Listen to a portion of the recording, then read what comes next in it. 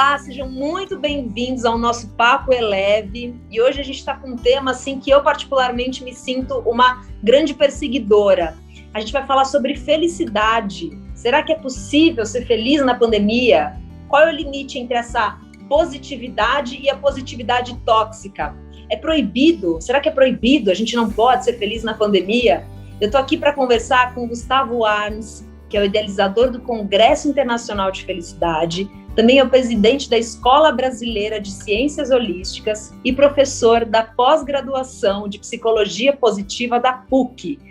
Gustavo, é um prazer te receber aqui para a gente falar sobre esse tema que eu acho fundamental. Te agradeço aí pelo carinho, pelo convite para estar aqui batendo esse papo com você, com todos os seguidores aqui do seu canal, nesse projeto lindo que você vem construindo. Obrigado. Eu que agradeço a sua disponibilidade e, nossa, fico muito honrada de ter aqui nesse momento que a gente está vivendo, né, para falar sobre isso, sobre a felicidade, sobre essa ciência. Então, eu tenho muita vontade de te perguntar, Gus, o que é exatamente a ciência da felicidade?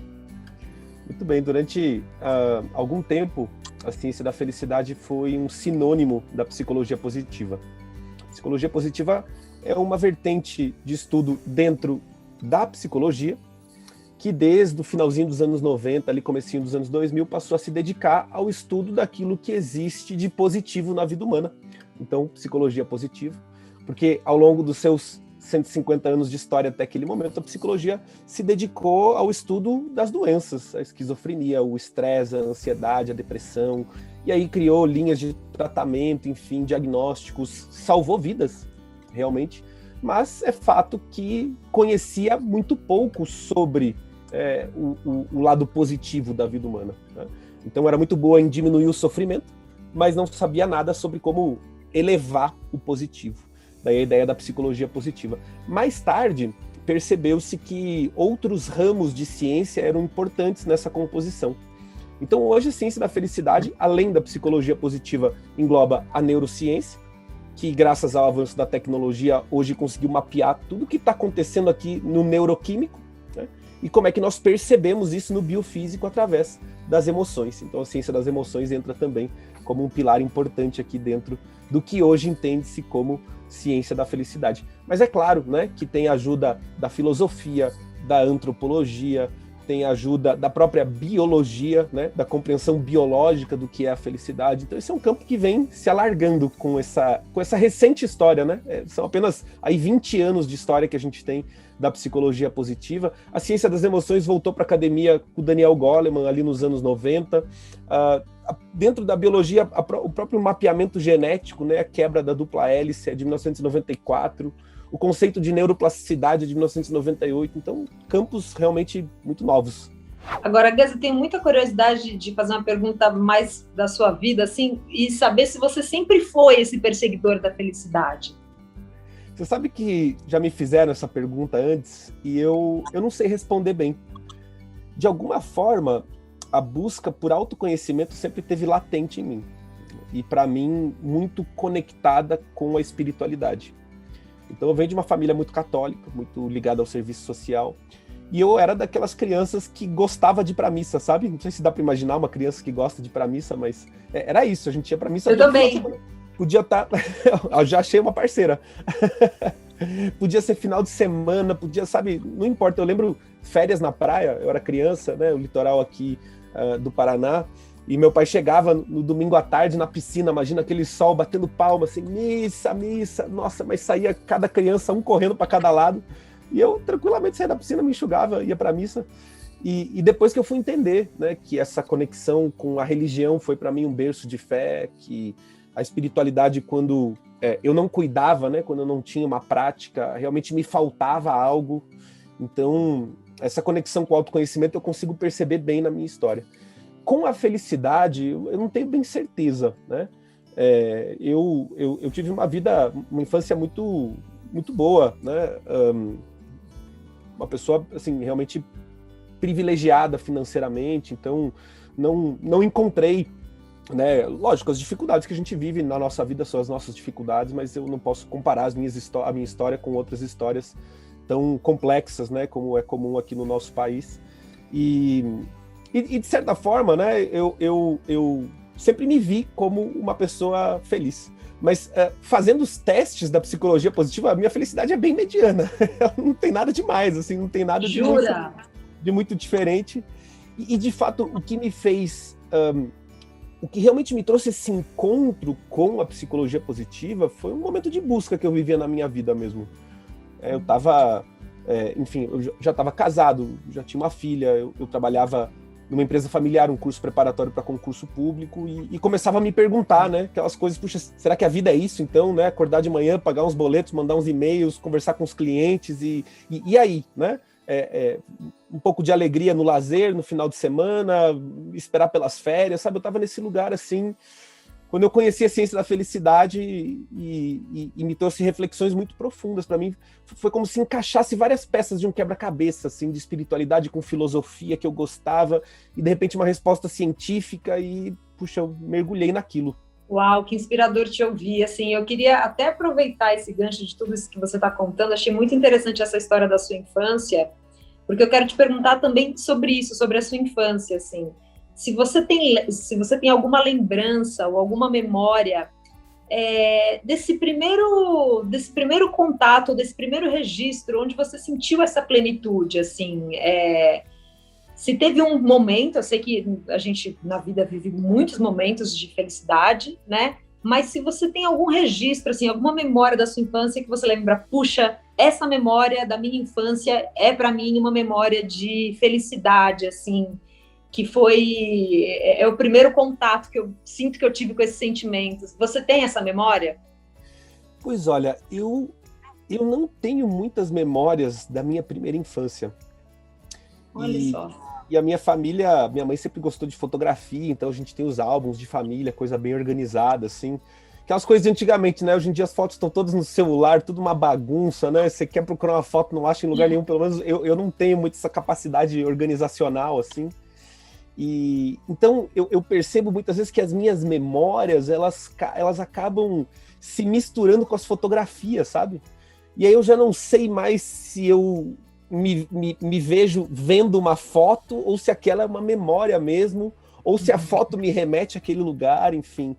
Mas as minhas primeiras memórias felizes, elas estão na minha casa, né? Na casa que eu morava com os meus pais, com os meus irmãos. E elas são memórias, assim... elas são... Eu não quero dizer que agitadas, mas não uma agitação ruim. Elas são memórias agitadas, sabe? De pessoas, de vida, de gente. Eu tenho 3 irmãos, né? 2 irmãos e uma irmã, então uma família relativamente grande. E as minhas primeiras memórias são desses momentos em casa com as pessoas reunidas, assim, sabe? É isso que...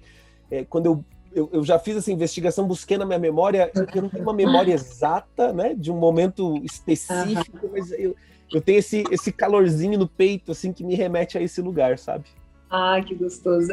Enquanto eu tô te ouvindo, eu tô também aqui pensando em mim, né, na minha história, porque eu também tenho essa sensação, assim, desse sentimento, desse calorzinho no coração, na lembrança das férias, na lembrança da casa da minha avó. Então, são lugares onde eu lembro muito dessa sensação de... eu era uma criança muito divertida e comunicativa e engraçada, então eu tenho esse registro, assim, eu era uma criança positiva, eu lembro disso, assim, na minha história. E eu tenho muita vontade também de perguntar se você sente que é possível a gente ser feliz na pandemia, porque parece que não pode muito, é meio proibido ser feliz na pandemia. É possível ser feliz na pandemia? Excelente pergunta, Alice, porque, puxa, ela nos remete para tantos lugares. Uhum.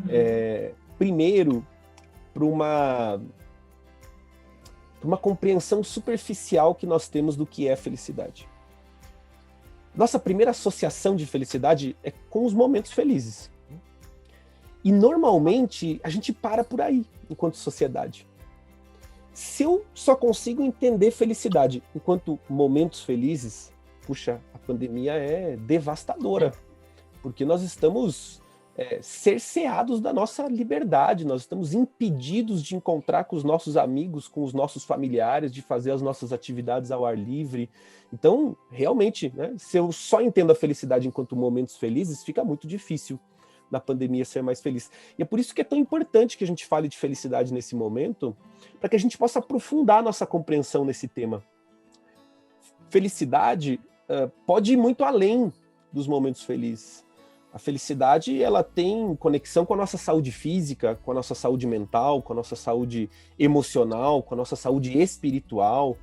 Felicidade tem a ver com o significado que nós damos à nossa vida, à nossa existência, e não necessariamente e unicamente a esses momentos felizes. E quando eu vou mergulhando nessa compreensão, eu vou entendendo que eu posso encontrar camadas de felicidade mesmo em momentos difíceis, inclusive. Aliás, talvez seja quando seja mais importante, né, buscarmos, né, dentro de nós esse encontro com a felicidade.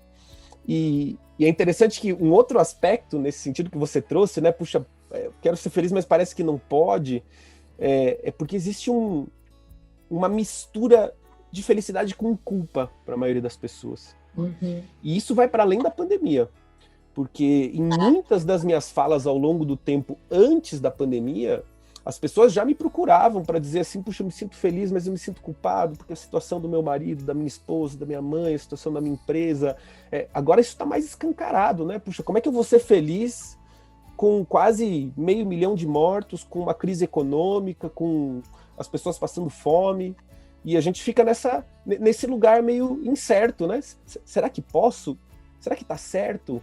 E se não explorarmos também essas camadas de culpa que nós temos, a gente fica meio, não apenas engessado, mas é como se a gente ficasse meio que num cabo de guerra, sabe? Que vai nos esticando de um lado e nos estica do outro, e a gente vai ficando tensionado ali no meio, numa situação bastante angustiante mesmo, né? E aí é um ponto importante da ciência da felicidade, da compreensão de que ela não é uma ditadura da felicidade. Muito pelo contrário, né? A ciência da felicidade, como tem o viés da ciência das emoções, tem a compreensão da importância da tristeza, por exemplo. A tristeza é tão importante quanto a felicidade. Uma vida feliz não é uma vida livre de tristezas, livre de desafios, livre de pressões. Isso seria impossível. Isso talvez não fosse nem saudável para o nosso próprio desenvolvimento, para a nossa própria vida. Então, quando nós vamos amadurecendo essas compreensões, vai ficando um pouco mais tranquilo de se navegar por aquilo que a gente está experimentando, né, ao longo da jornada. A gente escuta até muito falar sobre essa positividade tóxica, né? Perfeito. Eu tenho lido muito sobre isso, e até para falar sobre elevação e para falar sobre elevar a frequência, eu também preciso olhar para esse outro aspecto, né? Que, inclusive, tem se falado cada vez mais. Qual é a visão da psicologia positiva para esse olhar da positividade tóxica? Excelente. Então, dentro da psicologia positiva, falamos em ondas, né, em relação aos estudos. A primeira onda é do seu início até 2011, quando falou-se muito no lado positivo. Em 2011 surgiu uma crítica, né? Na verdade, ao longo do tempo, lógico, como qualquer ramo de estudo científico, surgem as críticas, mas foi um autor chamado Paul Wong que deu voz a essas críticas em 2011, dizendo que essa exacerbação do positivo não era saudável. Que nós precisamos, na verdade, integrar também os aspectos negativos. E isso ficou conhecido como a segunda onda da psicologia positiva, que é o que nós estamos vivendo, que é justamente essa integração desses dois aspectos, é compreender melhor o positivo e integrar com o negativo. Então, se a gente pegar o otimismo, por exemplo, né? O otimismo é positivo, puxa, o otimismo é ótimo. Mas será que otimismo demais não pode nos levar a algumas armadilhas? Quando eu estou otimista exageradamente, eu não deixo de ver os desafios, os obstáculos e me coloco em perigo.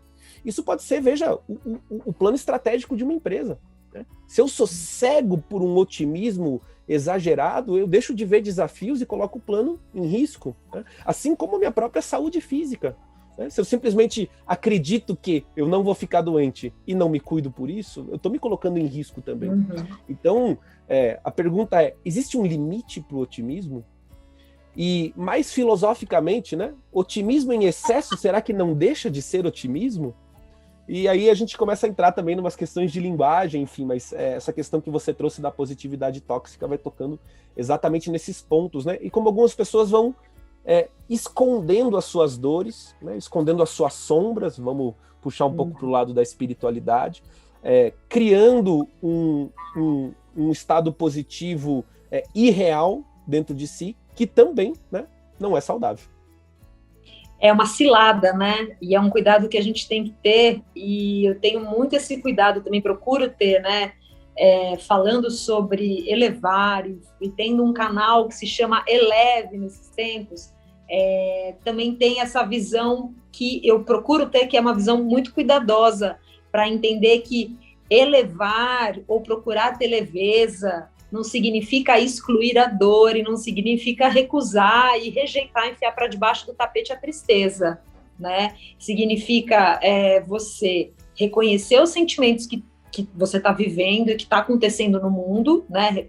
Assumir esses sentimentos, não negar o choro verdadeiro, não negar tudo que estiver passando, né? E todas as tristezas, mas ao mesmo tempo viver o que precisar ser vivido, mas ao mesmo tempo, assim, sempre tendo esse olhar e essa visão de eu quero estar bem, né? Eu quero transformar e eu quero viver uma vida feliz. Então, eu entendo que a felicidade, ela não nega nenhum outro aspecto, ela não nega sombras, ela não nega os medos, ela não nega a tristeza, né? É como conviver com tudo isso que sou eu, nessa sociedade, nesse tempo de mundo, e ao mesmo tempo conseguir ser feliz, né? ter uma vida feliz. E é muito interessante isso, assim, porque realmente, se a gente, é isso que você está dizendo, a gente pode cair em grandes ciladas, né? Se a gente cair numa ilusão de achar que, não, então agora eu vou ser positivo, e o canal chama Eleve, a gente está falando sobre a ciência da felicidade, então não existe pensamento mais negativo, eu explodo todos os pensamentos negativos, né? E tudo que parece que, né, as pessoas que estão me dizendo, não, mas cuidado, atenção, veja bem, se isso funciona, então nada disso existe, e a gente pode cair numa grande cilada, né, se realmente é o extremo oposto, né, é o espectro oposto, assim, também, que também te joga numa cilada enorme. E muito bom te ouvir falar sobre isso, assim, porque existe também aquela sensação, eu não sei se chega esse tipo de feedback para você, ou se você ouve isso, por você estudar muito a felicidade, se você, então, não tem tristeza, se você não tem dias tristes. Exato. É isso que as pessoas às vezes imaginam mesmo, né? Então, o Gustavo, organizador do Congresso de Felicidade, professor do tema, né? Ele é um cara que tem que estar sempre sorridente, né? Eu entro sorrindo, porque senão vão dizer que eu estou fazendo propaganda enganosa aqui, né? Mas é claro que eu tenho também os meus dias de tristeza, os meus dias de melancolia.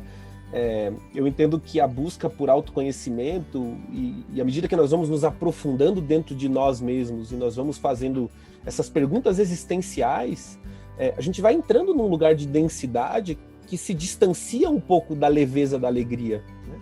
Mas que nem por isso a gente vai chamar de tristeza. Então, eu gosto de dizer que no caminho de autoconhecimento, quando você começa a se fazer perguntas muito profundas, não tem como escapar de um pouco de melancolia. E a vida saudável é isso que você trouxe, né? Encontrar esse caminho do meio, encontrar esse lugar maduro, né? A olhar para a vida, a olhar para as próprias emoções. E que eu faço muita questão de desmistificar também, sempre que eu tenho essa possibilidade para dizer, né? Como eu disse, os meus testes de felicidade, eles não têm nada de excepcional, né? Não tem nada de diferente da média. Não, e eu mesma, até falando por mim, assim, nessa pandemia, gente, assim, quanto também fiquei triste, o quanto chorei, e sempre tenho a sensação que eu chorando, eu tô me lavando um pouco mais, eu tô deixando alguma mágoa, é super importante, né? O choro, a emoção, né? De tudo que a gente estiver sentindo, não bloquear nada, né?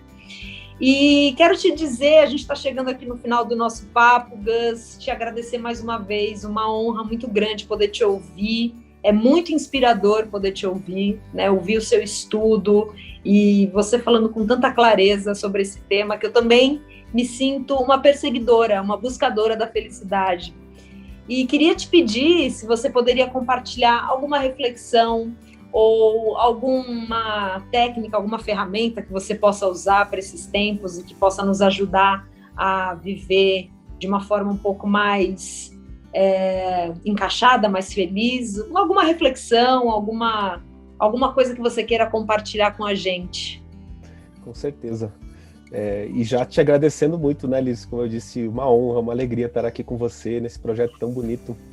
E eu estudando essa ciência, eu não consigo deixar de perceber a convergência, né, hoje, dentro dessa ciência muito moderna que nós temos, né, altamente tecnológica também, com, de certa forma, os conhecimentos, desde os conhecimentos tradicionais dos povos originários até os conhecimentos da espiritualidade, das mais variadas linhas espirituais. Porque hoje, o que a ciência da felicidade nos diz é que uma grande parte da nossa felicidade é a nossa autorresponsabilidade. Depende de nós mesmos, né? Nós podemos construir a felicidade como uma habilidade, realmente, né? Que precisa ser aprendida, que precisa ser praticada, que precisa ser cultivada. E a partir do momento que eu assumo essa autorresponsabilidade, começo a fazer as minhas escolhas conscientes na construção de uma vida mais feliz, eu entendo que esse é o primeiro passo. O primeiro passo da jornada é esse cuidado com o meu bem-estar subjetivo, interno, e todas essas nuances, né, de físico, mental, emocional, relacionamentos, espiritualidade, mas eu logo percebo, né, que essa minha felicidade, ela tem um teto muito baixo. Sozinhos nós não vamos muito longe. Nós só seremos mais felizes de fato quando estivermos inseridos em uma sociedade mais feliz. Quer dizer, mais colaborativa, mais justa, mais pacífica, mais fraterna, economicamente igualitária, ambientalmente responsável, e que nós precisamos construir juntos a felicidade enquanto uma meta realmente coletiva, uma meta social, uma meta econômica, da qual todos nós somos uma pequena parte, né? Todas elas tão importante quanto as demais. Esse é um caminho que nós só vamos poder trilhar juntos, à medida que nós tivermos mais e mais pessoas dentro dessa reflexão, né? Dentro do teu projeto, do Eleve, um projeto tão bonito, né? Que esteja envolvido nesse conhecimento. Para mim, falar de felicidade, na verdade, é falar de consciência mesmo, né? Integrarmos partes da nossa vida, da nossa história, compreensões mais profundas sobre nós mesmos. Então, eu fico muito feliz, né, de estar aqui com você nesse espaço e que a gente possa trilhar juntos essa caminhada. Obrigado, Liz. Ei, que alegria! Obrigada, Gus! Que honra! Obrigada mais uma vez. Então, assistam, compartilhem e, de repente, tem alguém aí que esteja precisando desse conteúdo, não deixa de indicar esse vídeo. Obrigada, Gus! Obrigado, gente. Obrigado, Liz.